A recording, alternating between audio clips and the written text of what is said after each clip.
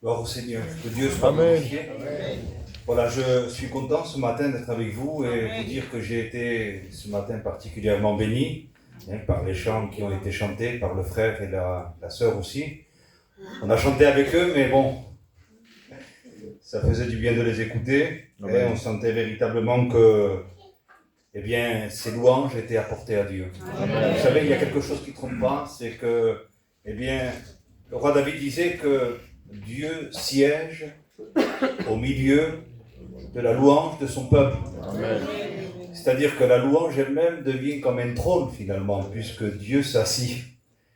Eh bien, nous avons senti véritablement ce matin que Dieu agrée les chants qui ont été chantés et toute la gloire en revient à Dieu. Amen. Gloire à Dieu. Amen. Voilà, je voudrais ce matin partager avec vous une pensée toute simple. Je ne sais pas comment le Seigneur va m'utiliser ce matin pour la définir. Vous savez, en tant que prédicateur, lorsque nous avons exercé pendant quelques années le ministère, naturellement, nous avons des notes, nous avons des choses que nous avons écrites et des choses merveilleuses qui, durant le temps à propos, ont été une bénédiction particulière. Mais ce qui est vrai aussi, c'est que c'est pour moi très compliqué de ramener des notes qui ont déjà été écrites si le Saint-Esprit ne me les dicte pas. Ça serait certainement beaucoup plus facile pour moi, parce que je n'ai rien à construire, et puis j'aurai des repères. Mais Dieu ne veut pas ce qui est finalement conservé. Dieu aime ce qui est frais. Amen. Vous savez, le roi David disait, oins-moi d'une huile fraîche. Amen. On a besoin de la fraîcheur du Saint-Esprit. Amen. D'ailleurs, il est dit même que ceux qui prenaient la manne ne pouvaient pas la garder pour le lendemain. Donc ça ne servait à rien, finalement, d'amasser énormément pour le lendemain, puisqu'il est dit que la manne, avec le respect que je vous dois, elle pourrissait. Vous voyez, Dieu est le Dieu du présent. Amen. Et pour lui, c'est très important que nous sachions, chacun de nous, à chaque fois, vivre le présent qu'il nous donne. Amen. Vous savez, Dieu n'est pas le Dieu de la nostalgie, même si peut-être il y a des choses, des fois, qui sont bonnes à se rappeler, mais Dieu ne veut pas que nous vivions dans le passé. Dieu veut toujours que nous vivions dans le présent. Amen. Pourquoi ? Parce qu'il a toujours quelque chose de bon pour nous au présent. Que Dieu soit glorifié. Et même l'apôtre Paul disait quelque chose, il disait que pour lui, il faisait une chose, il oubliait d'une certaine façon ce qui était en arrière et il se portait vers l'avant. Le diable sera toujours là pour nous dire, tu es obligé de vivre avec le passé parce que pour toi, il n'y a plus de présent et il n'y a plus non plus de futur. Eh bien, la Bible dit que ça, c'est un mensonge du diable. Parce qu'il est écrit que dans sa parole, et particulièrement en lui, nous avons la promesse de la vie présente et celle qui est à venir. Amen. C'est la parole de Dieu. Amen. C'est la parole de Dieu. Vous voyez, il y a eu des hommes aussi qui se sont exclamés comme ça, à un moment donné, alors que Abraham a reçu les promesses, qui étaient des promesses vraiment particulières, celle d'avoir une grande postérité. Eh bien, arrivé à la fin de son parcours, si vous voulez, par rapport à la promesse, puisque la promesse après, elle a donné lieu, et Abraham a eu un fils qu'on a appelé Isaac. Mais il y a eu un temps où Abraham, semblait-il qu'il était dans le doute. Il était dans le doute. Le doute, ça ne veut pas dire l'incrédulité. Le doute, ça veut dire qu'on croit et à un moment donné, on a du mal à se rendre totalement à ce qu'on croit. C'est ça le doute. C'est l'incrédulité, ça n'a rien à voir. L'incrédulité, c'est je ne crois pas. Mais la Bible dit que Abraham ne s'est pas laissé emporter par le doute. mais il a rappelé la parole de Dieu. C'est écrit comme ça. Il ne douta pas par incrédulité. Vous voyez? Ça veut dire que ce n'était pas un doute qui l'a amené à arrêter complètement tout un avenir. Mais beaucoup de questions se posaient. Et bien sûr que dans les moments de doute, il a fait des bêtises aussi, vous le savez. À un moment donné, il reçoit la parole de l'Éternel et le Seigneur lui dit, non, Abraham, eh bien, ta postérité sera comme le sable de la mer, et il sera comme les étoiles dans le ciel.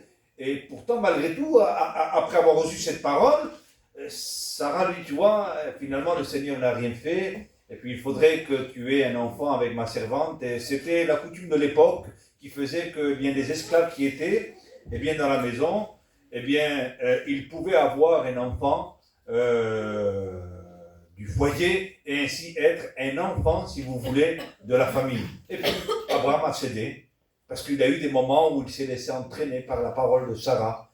Il semblerait qu'elle a eu un impact un peu plus fort sur sa vie que celle de Dieu. Oui, c'était un homme de Dieu. Hein. Comme quoi, des fois, le doute peut nous amener à faire des erreurs.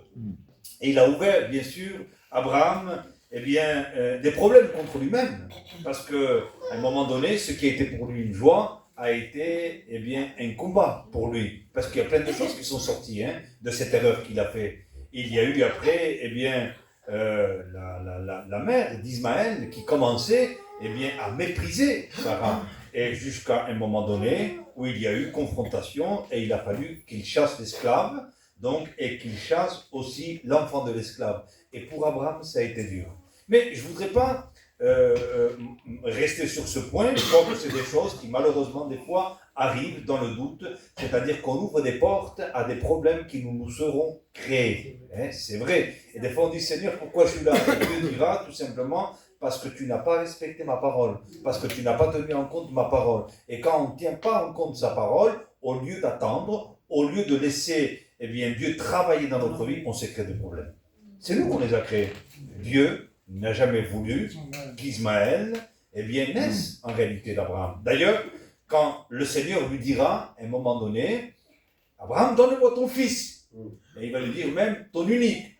Comment ton unique? Il n'en a pas deux? Si, il en avait deux. Mais pour Dieu, dans le contexte du plan, Ismaël ne faisait pas partie. Il y a des choses qui naissent à partir de nous et qui n'ont rien à voir avec Dieu et qui demain nous apporteront des problèmes. Et c'est arrivé à beaucoup d'hommes de Dieu. Beaucoup d'hommes de Dieu ont fait, se sont créés des problèmes eux-mêmes. Mais Dieu est bon, parce que Dieu n'a pas laissé Abraham, et Dieu l'a aidé, et Dieu l'a béni. Mais j'en reviens à ce que je vous ai dit. Il y avait des promesses pour Abraham, et il a dit qu'à un moment donné, confronté à son doute, il dit qu'il n'a pas douté dans l'incrédulité, mais il s'est rappelé la parole de Dieu. Vous voyez? On pense, et le diable utilise nos pensées, les transforme, les grossit, et même nous tue. C'est comme ça qu'il fait le diable. Mais à un moment donné, lui, Abraham, il se rappelle la parole de Dieu, et là, il se projette dans l'avenir. Parce qu'en Dieu, il y a toujours la possibilité de rentrer dans quelque chose de positif. La Bible nous dit que vaut mieux même la fin d'une chose que son commencement. Parce qu'avec Dieu, finalement, même si on commence mal, on peut bien terminer.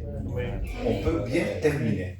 Et c'est arrivé à beaucoup de personnes qui ont très mal commencé, mais qui ont très bien fini. Malheureusement, il y a des personnes qui ont bien commencé et qui ont très mal fini. Et il y a des hommes dans la Bible qu'on le voit, ils ont très mal fini. Saül a très mal fini, on le sait. Il a très très mal fini. Mais finalement, je voudrais ce matin rappeler quelque chose, c'est que Dieu veut qu'on rappelle à notre esprit sa parole. Amen. Oubliez nos pensées. Parce que nos pensées ne sont pas les pensées de Dieu. Vous savez, je vais vous dire quelque chose. Nos pensées humaines, elles peuvent se mélanger avec celles du diable. Je vais vous donner le texte et vous allez vous rappeler, vous le verrez. Par contre, la pensée de Dieu, elle ne peut pas se mélanger ni avec le diable, ni avec nous-mêmes. Elle est unique. Amen. Elle est pure. Mais la nôtre, elle peut être, eh bien, à un moment donné, mélangée. À un moment donné, selon un sentiment humain, il nous est dit que Pierre lui dit à Jésus, « Ah non, Seigneur, il dit, tu n'iras pas à la croix. » Il voulait interdire Jésus, finalement l'empêcher d'y aller à la croix. Et quand il dit Jésus, « Arrière de moi, Satan. » Car quoi? Car tes pensées sont des pensées d'homme. Vous voyez, l'homme et l'ennemi, par son naturel, peuvent mélanger la pensée. Mais celle de Dieu, elle est unique. Elle ne se mélange pas avec la nôtre. C'est impossible. Autant vos pensées, autant le ciel est élevé de la terre, autant mes pensées sont élevées de votre. Vous imaginez, le ciel, c'est l'infini. Eh bien, il y a, si vous voulez, une infinité de différences entre la façon de l'homme dans son naturel de penser et la pensée de Dieu. Il est même dit à un moment donné que l'homme naturel ne conçoit pas les choses de Dieu. Elles sont pour lui une folie. Et c'est vrai, parce que dans sa pensée à Dieu, il y a le pouvoir. Dans la pensée de Dieu, il y a la toute-puissance, il y a le miracle, il y a le surnaturel. Tandis que dans la pensée de l'homme, il n'y a que le naturel, il n'y a que ce qui est en rapport avec lui-même. Mais les pensées de l'homme ne sont pas les mêmes que les pensées de Dieu. Ce matin, je voudrais t'encourager par un rappel très très simple que je ferai en essayant de l'apporter courtement. Parce que mon but ce matin, c'est celui-ci, c'est de te rappeler que Dieu nous aime. Amen.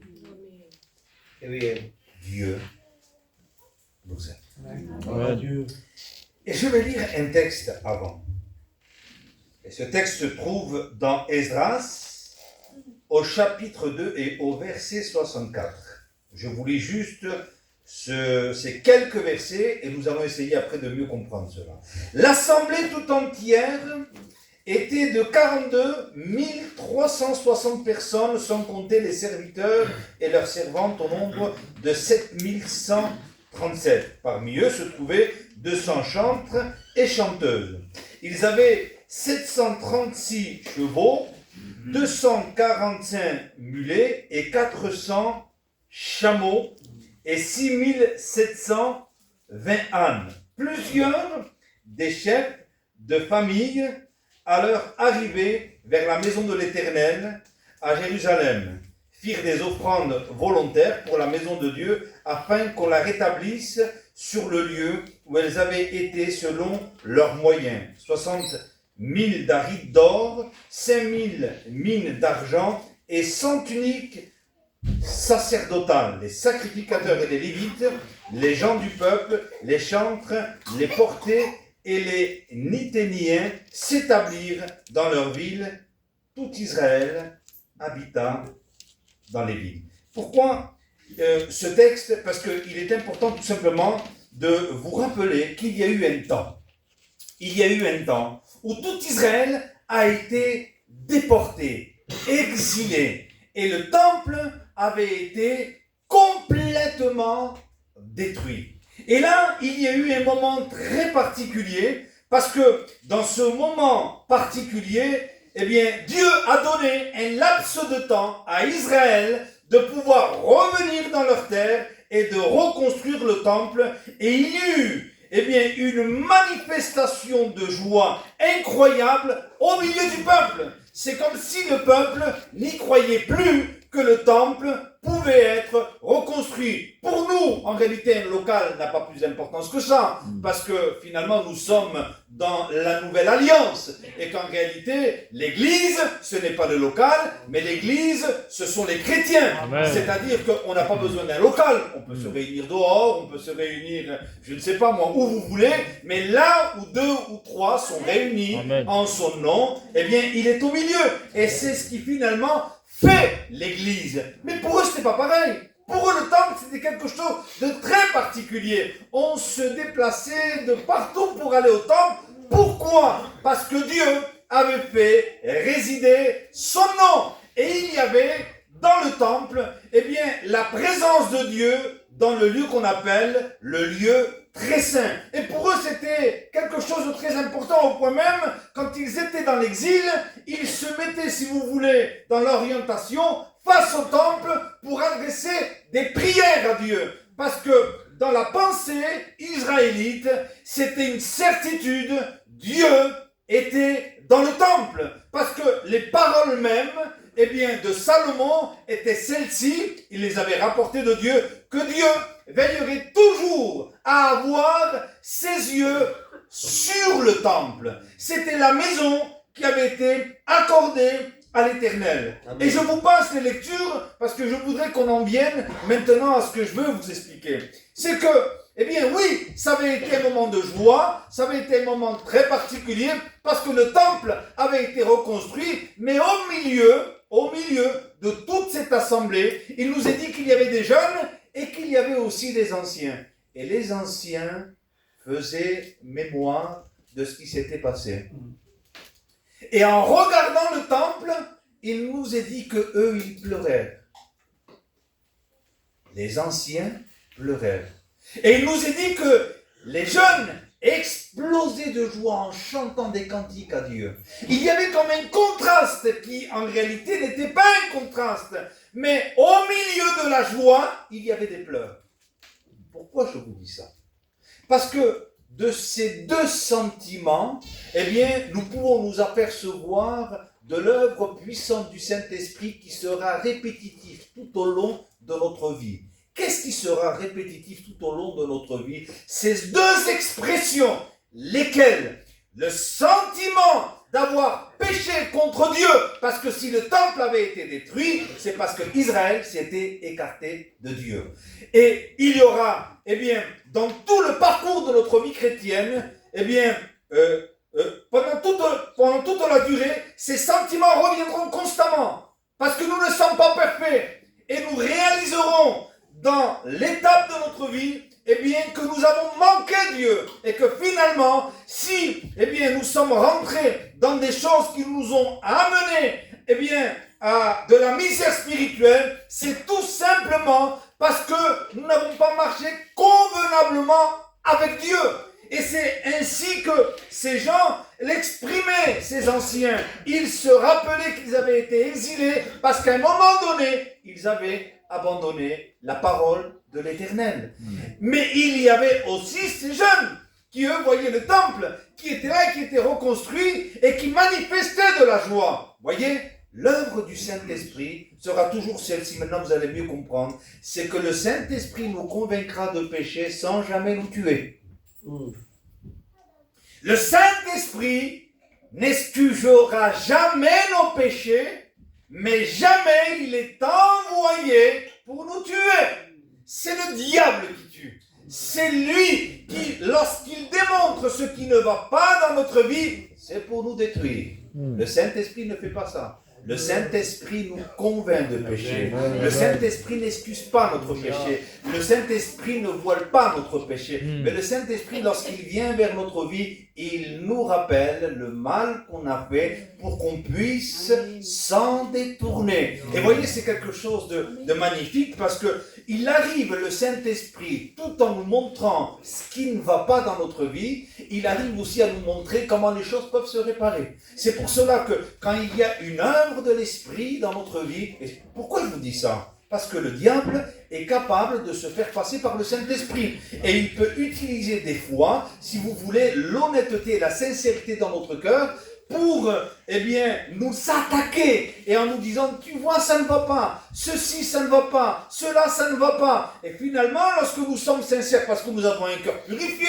nous avons un cœur pur, nous sommes des enfants de Dieu, nous pouvons tomber le piège, vous pouvez tomber dans le piège dans celui du diable et au lieu de voir une sortie, on voit un mur. Le Saint-Esprit, il montre ce qui ne va pas, mais en même temps, il nous transporte vers ce que Dieu est capable de faire. Le temple avait été détruit, mais Dieu, à un moment donné, a utilisé des hommes qui se sont repentis pour le reconstruire. Et ça, c'est un sentiment, frères et sœurs, qui doit jamais nous quitter. Ne faites pas les sages, ne faites pas ceux qui savent plus que tout le monde, parce que le diable est malin. Je vous assure que oui. Il y en a qui tombent dans l'accusation et ils ne s'en sortent pas. Et il y a aussi une autre catégorie de personnes.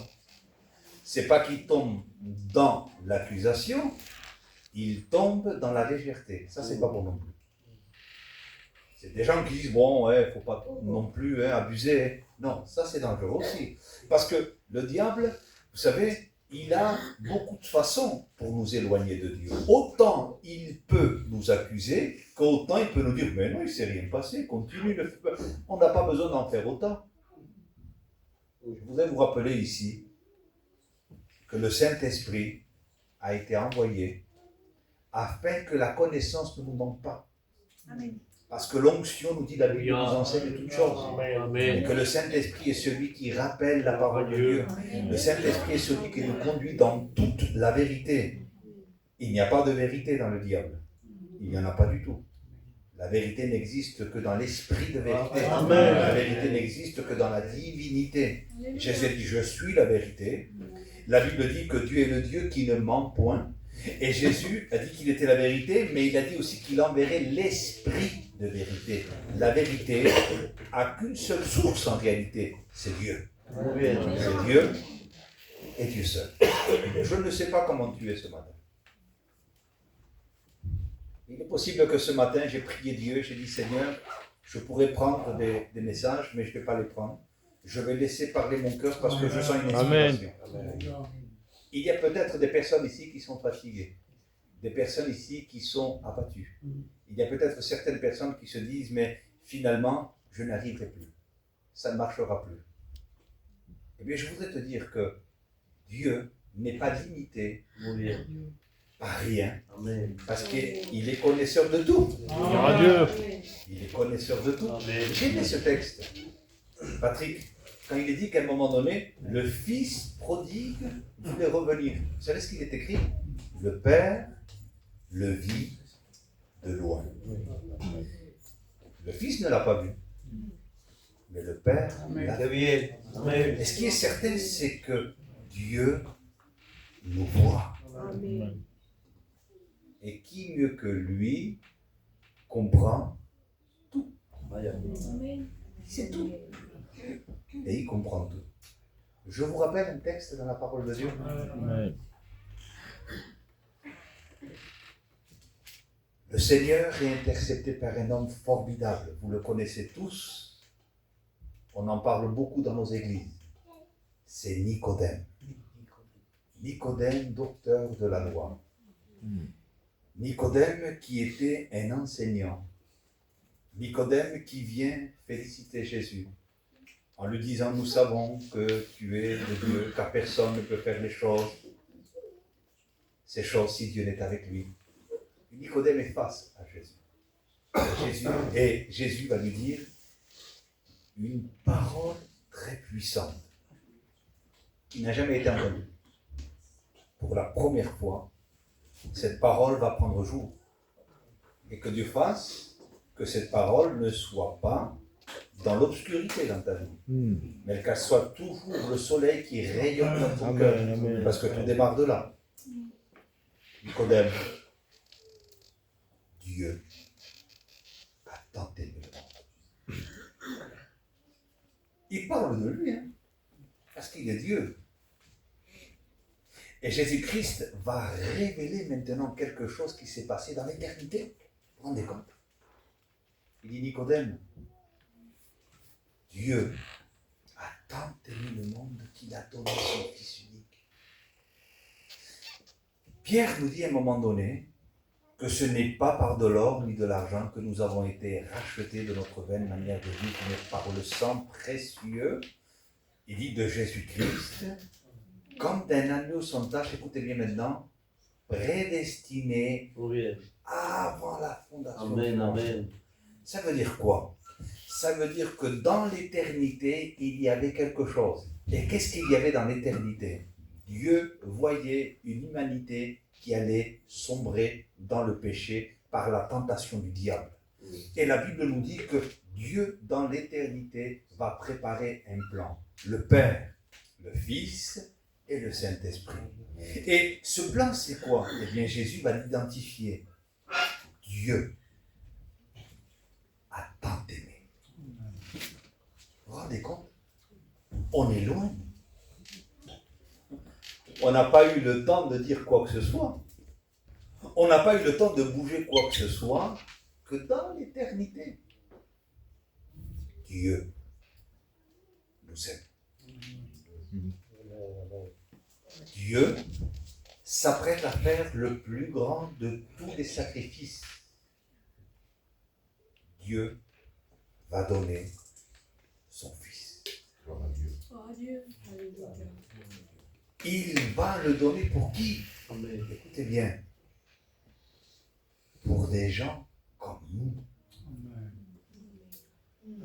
Il va le donner, selon la Bible, pour des impies. Il va le donner pour des gens qui méritent la colère de Dieu. Il va donner son Fils pour des gens qui ont offensé Dieu. Rendez-vous compte? Quand on vous dit des fois quelque chose, eh bien, vous êtes offensé. Parce qu'il y a des choses qui blessent. Dieu va donner son Fils pour une humanité qu'il a blessée. Parce que l'humanité a rabaissé d'une certaine façon Dieu. Parce que l'humanité qui a été créée à l'image de Dieu, finalement descend de cette gloire pour avoir, eh bien, comme allié d'une façon inconsciente au début, Satan et ses démons. Pourquoi? Parce qu'il n'y a pas trois parties. Il n'y a que le royaume de la lumière, il y a le royaume des ténèbres. Et nous faisions tous partie du royaume des ténèbres. C'est pour cela que Christ nous fait passer des ténèbres à son admirable lumière. Tous. Dieu prouve son amour, dira Paul. Il prouve son amour en ce que Dieu a donné son Fils pour nous et qu'il l'a donné pour des impies. Je voudrais rappeler ce matin, c'est très important ce que je vous dis. On ne paye pas l'amour de Dieu. N'essayez pas de lui prouver quelque chose pour qu'il vous aime davantage. Vous êtes dans la mauvaise piste. Vous êtes dans le mauvais chemin. N'essayez pas d'acheter l'amour de Dieu parce que c'est une offense à Dieu. Il y en a qui font les choses pour que Dieu les aime davantage. Dieu ne peut pas t'aimer davantage. Attention, il peut t'apprécier davantage, ça oui, mais t'aimer davantage, non. Vous allez très bien comprendre. Il y a des enfants qu'on apprécie plus que d'autres. Non pas parce qu'on les aime plus, mais parce qu'ils nous donnent la possibilité d'avoir une appréciation différente. Un père ne peut pas avoir la même appréciation pour un fils qui est à côté de lui, qui lui est soumis, qui lui démontre de l'amour, de la dévotion. Je parle d'appréciation, qu'un fils qui constamment est dehors, qui se drogue et qui lui fait, lui fait que des soucis. Il n'y a pas d'appréciation là. Vous comprenez? Mais le fait qu'il n'y ait pas d'appréciation, cela ne veut pas dire qu'il n'y a pas d'amour. Faites quoi, vous, quand vos enfants vont mal? Vous les tuez? Vous leur dites, je ne suis pas d'accord. Vous mettez même une distance entre lui et vous, non pas parce que vous ne l'aimez pas, mais parce que vous l'aimez. Amen. Vous ne lui faites pas ressentir son approbation, non pas parce que vous ne l'aimez pas, mais parce que vous l'aimez. Parce que vous voulez le corriger. Vous voulez lui montrer que la direction qu'il a prise, elle n'est pas bonne. Mais lui montrer que la direction qu'il a prise n'est pas bonne ne veut pas dire que vous ne l'aimez pas. Si vous êtes fils, vous avez part à la correction. Sinon, si vous pouvez vivre votre vie et la vivre comme vous voulez, et sans avoir aucun sentiment de tristesse avec la vie désordonnée, c'est que vous n'êtes pas fils. Si vous n'avez pas part à la correction, vous n'êtes pas fils. Si vous vous dites, bon, moi je fais ce que je veux, moi je ne suis pas comme les trop saints, et puis j'arrive à vivre. Excuse-moi mon ami, tu n'es pas fils, tu es un religieux. La Bible nous parle de la tristesse du Saint-Esprit. N'attristez pas le Saint-Esprit, par lequel vous avez été scellés le jour de la rédemption, le jour du salut, il y a un sceau. Ce sceau, c'est lequel? C'est que l'Esprit lui-même vient habiter notre cœur. Et qu'il ne peut pas être plus près de nous que ce qu'il est, puisqu'il est à l'intérieur. Il fait sa demeure. Je reviens sur l'amour de Dieu. Et je parle aux enfants de Dieu ce matin. Nous savons que tous, je ne dis pas ici, moi je ne connais pas, on ne peut pas dire que tous dans toutes les églises, moi à Béziers, comme ça vous ne vous sentez pas gêné. J'ai été pasteur pendant des années. Je ne peux pas affirmer que toute l'église de Béziers sont tous des véritables chrétiens. Non, je ne peux pas. Je serais tricheur et hypocrite. Parce qu'il y a, c'est vrai, des gens, je crois, qui sont rentrés et qui finalement se sont devenus des religieux. Il n'y a pas de problème. Il n'y a pas, dans l'église, il n'y a pas que du blé. Il y a aussi de l'ivraie. C'est Jésus qui l'a dit. Et on ne peut pas les toucher, parce que si on touche la famille. Donc il faudra se laisser Dieu, que Dieu touche ces choses. C'est vrai, il faut dire les choses comme elles sont. Les gens qui ne vont pas, mais les véritables chrétiens qui manquent de spiritualité, quand certaines vérités sont dites, oh, mais fais attention parce que tu vas un peu trop fort. Mais la parole de Dieu, elle ne vient pas trop fort. La parole de Dieu, elle vient dans ce qu'elle est. Elle est un marteau, elle est aussi, la Bible nous dit, une épée, mais malheureusement, des fois, des chrétiens qui n'ont pas l'intérêt des siens, oh, mais tu vas trop loin quand même. Une sanction ici, mais vous savez, c'est compliqué tout ça. Mais c'est pour ça que je vous dis que, vous savez, quand on parle de l'amour de Dieu, on a toujours peur parce qu'on se dit, les personnes qui ne sont pas converties, qui vivent n'importe comment, eh bien, ils vont profiter de ça pour vivre encore plus comme ils veulent. Mais vous savez, quelqu'un qui n'est pas droit, on ne peut pas le redresser. Il n'y a rien à faire. C'est vrai, il a décidé, ou elle a décidé de ne pas être droit. On ne peut rien. Alors, non, on va les bloquer, tu ne bloques rien du tout. On bloque rien. Vous savez, je me suis rendu compte avec le temps qu'on derrière l'estrade, on n'est pas là pour faire les justiciers. On ne peut pas y aller atteindre la conscience des gens et même monopoliser la conscience des gens. Chacun vit avec ce qu'il est. Et vous savez, si dans le cercle même le meilleur, écoutez bien, le cercle le meilleur, vous savez lequel ça a été? L'église la meilleure, vous savez laquelle ça a été? C'est celle que Jésus-Christ a eue. Et quelle est l'église que Jésus-Christ a eue? 12 apôtres. C'était pas une grande nombre. Il y était. Et Jésus a dit, l'un de vous est un démon. On ne peut pas être mieux protégé que par Jésus. Parce que souvent on dit, ouais, mais tu sais, le pasteur, il a laissé passer des choses. Pourquoi vous croyez que Jésus a laissé passer des choses? Eh bien, Judas, qui a été choisi et qui est devenu apôtre, qui a chassé même les démons, qui a guéri les malades, demain c'est devenu un démon. C'est Jésus qui l'a dit. L'un de vous, il disait, est un démon. Et plus tard, ça a été un traître. Voyez? Donc, finalement, on ne peut pas. Et il dit même qu'il prenait même l'argent de Jésus. Jésus, vous croyez qu'il ne le savait pas? Il dit qu'il était voleur. Mais Jésus sait tout. Ça veut dire ce que ça veut dire. C'est qu'on n'a pas à combattre les gens. On prêche la parole.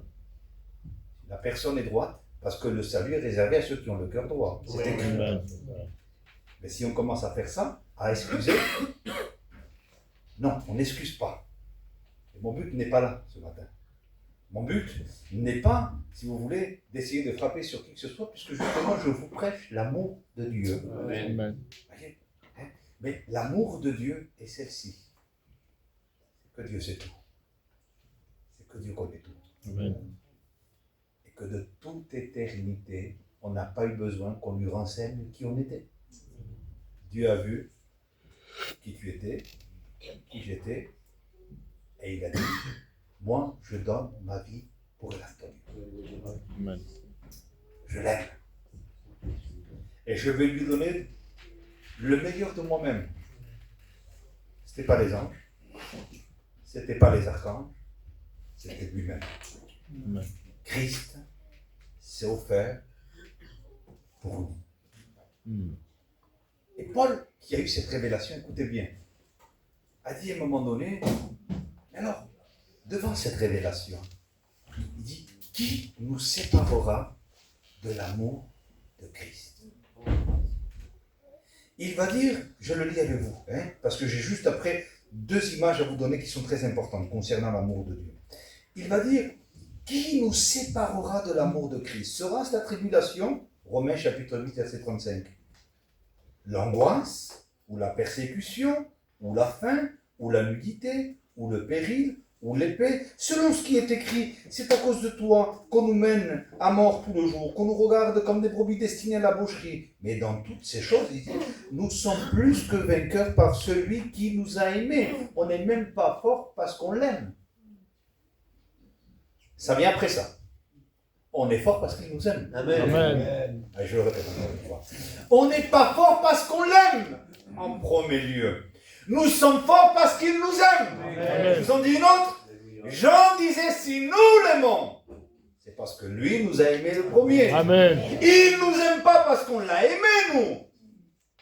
Il nous a aimés quand on ne l'aimait pas. Mais maintenant, nous, on l'aime parce que lui nous a aimés le premier. Amen. Et l'apôtre Paul est en train de dire ici, eh bien, car j'ai l'assurance que ni la mort, ni les anges, ni la vie, ni les dominations, ni les choses présentes, ni les choses à venir, ni la puissance, ni la hauteur, ni la profondeur, ni aucune créature ne pourra nous séparer de l'amour de Dieu manifesté en Christ notre Seigneur. Dieu nous a aimés. Amen. Et Dieu m'aime. Alléluia. Amen. Dieu n'est pas mon ennemi. Non.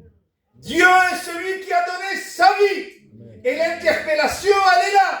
Pour tous ceux qui veulent y aller plus loin.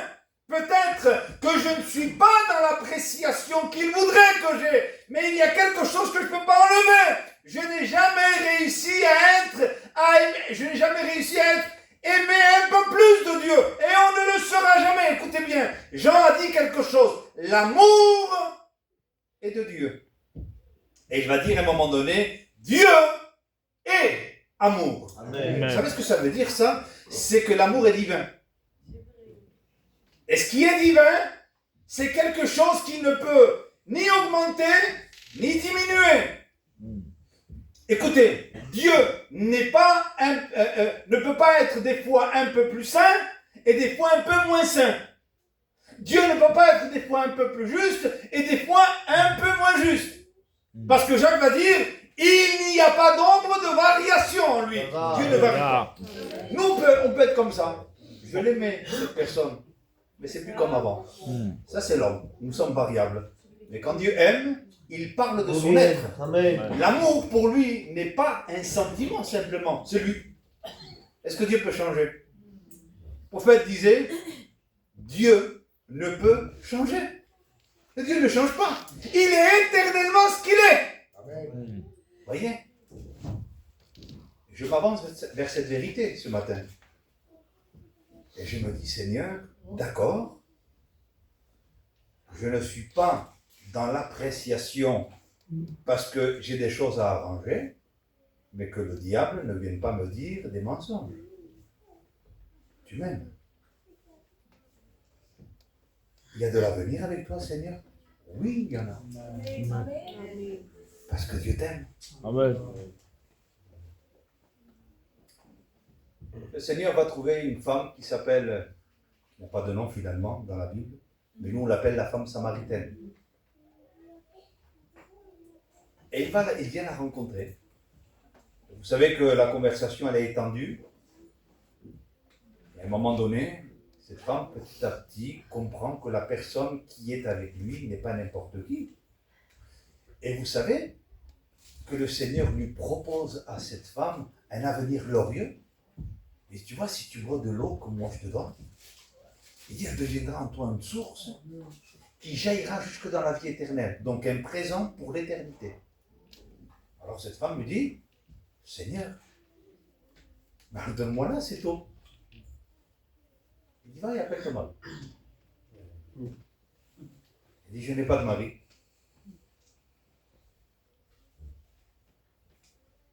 Et Jésus lui dit, en cela tu as dit vrai, parce que tu as eu 5 maris et celui que tu as n'est pas le tien. Donc, elle était en adultère. Excusez-moi pour la parole. Qu'est-ce que tu fais, Jésus, avec elle? Comme je sais que tu parles avec elle. L'œuvre du Christ n'est jamais d'aller juger les gens. Malheureusement, il y a un jour comme ça, à cause de la justice de Dieu. Mais nous ne sommes pas au temps du jugement. Il est venu annoncer une année de grâce. Amen. Et quand cette femme se voit, elle ne comprend plus rien. Parce qu'il y a quelques minutes, il était en train de me dire qu'il voulait chambouler ma vie, il m'offrait la vie la plus glorieuse, mais là, il est en train de rappeler mon passé. Pourquoi? Parce que vous croyez quand Dieu vous aime, il excuse vos péchés? Non. L'amour de Dieu ne passe pas la main sur nos péchés. Oui. Écoutez bien maintenant. Mais l'amour de Dieu n'enlève pas la possibilité, justement, au contraire, elle met en place la possibilité d'avoir une vie pleine, même si peut-être notre parcours a été désastreux. Le parcours de cette femme a été désastreux. Et la position dans laquelle elle se trouvait était désastreuse aussi, puisqu'elle avait un homme qui n'était pas son mari.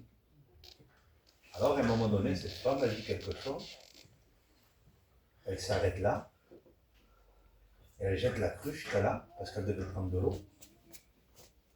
Et elle commence à dire quelque chose. Elle rentre dans son village, écoutez bien, et elle dit, voici un homme qui m'a tout dit. Ne serait-il pas le Messie? Maintenant, comprenez bien. Elle ne s'est jamais sentie jugée à aucun moment. Et pourtant, Jésus lui a tout dit. Je le répète, que ça rentre dans ton cœur. Ça ne sert à rien de cacher à Jésus qui tu es. Est-ce qu'il n'est pas venu te condamner? Oui. Au contraire, rentre dans la lumière. Amen. Parce que lui, quand il te dit tout, c'est jamais pour te laisser tomber. Quand lui, il dévoile ta vie, c'est jamais pour t'emmener en enfer. Mais c'est pour te dire qu'il t'aime. C'est pour te dire que quelque chose est possible. Que quelque chose de nouveau peut se reproduire dans ta vie. Et ça, c'est quoi? Ça, c'est le résultat de l'amour de Dieu. Je vous dis le dernier, je vais arrêter. Une femme prise en flagrant délit d'adultère. Alors, les Juifs viennent, les justiciers viennent, et ils vont la traîner. Et la ramener vers Jésus. Ils faisaient eux plus saints que Jésus. Et Moïse nous a dit de la condamner, cette femme, de la lapider. Et toi, qu'est-ce que tu dis? Comment vous l'en dire? Toi, tu vas contre la parole de Dieu. Vous voulez mettre Jésus, si vous voulez, dans un piège. Il voulait finalement que les gens disent, voyez, que ce n'est pas un homme de la parole. Donc c'est un faux prophète. Faites attention à lui. Et Jésus lui dit que celui qui est sans péché jette le premier la pierre contre elle. Ça dit quelque chose de particulier. On ne peut pas rentrer, Jésus n'a pas voulu le dire, et ça ressemble beaucoup à lui, ça. Parce que Jésus n'est pas celui, ni Dieu, ni le Père, ni le Saint-Esprit, qui divulgue les gens. Non. Mais ce qui est certain, c'est que quand cette parole est venue, si quelqu'un est sans péché, ils ont vu leur péché. Parce que la Bible nous dit que unanimement tous se sentirent à un moment donné accusés dans leur conscience. Qu'est-ce qu'ils n'ont pas vu devant eux? Je ne sais pas. On peut imaginer le pire. C'est pas écrit ce que je vous dis. C'est pas écrit ce que je vous dis. Mais très fort possible, il y a quelqu'un qui peut-être à ce moment-là a été dévoilé et qui a commis aussi une faute semblable à celle de la femme. Cachée. Peut-être, je ne sais pas. Je dis bien peut-être. Et dans tous les cas, ils se sont vus mal. Parce que vous savez, quand Dieu met le doigt, quand on vient faire les justiciers et que Dieu met le doigt dans notre vie, on ferme la bouche. On ne peut pas se défendre contre lui. Alors, pour ne pas se défendre, vous savez ce qu'ils ont fait? Ben, ils sont tous partis. Mais tout le monde a vu qu'ils n'étaient pas meilleurs qu'elle. Jésus n'a jamais remis en cause que le péché était quelque chose qui méritait la condamnation. Attention, attention. Mais il n'est pas venu pour condamner. Il est venu pour faire grâce. Par contre, tous ceux qui ne voulaient pas être ouverts à la grâce sont partis honteux devant tout le monde parce que Dieu certainement appuyé assez fort pour qu'ils partent et qu'ils se sentent mal. Certainement qu'à ce moment-là, ils ont dû sentir une gêne tellement grande qu'ils ont été obligés de partir. Leur péché était tellement conscient devant eux qu'ils sont partis. Les justiciers sont partis.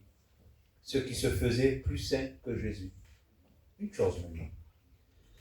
Cette femme-là, Jésus la regarde. Femme, personne ne t'a condamné.